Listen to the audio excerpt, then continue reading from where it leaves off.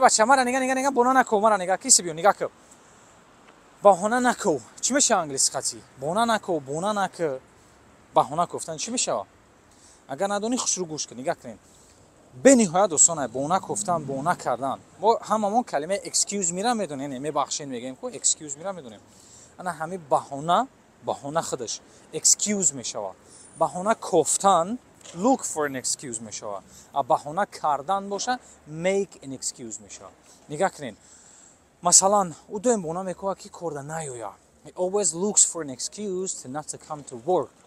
و او دویم بهونه میکنه که همین کار دستش نمیاد he always makes an excuse that he cannot perform this job دویم بهونه میکنه که کار دستش نمیاد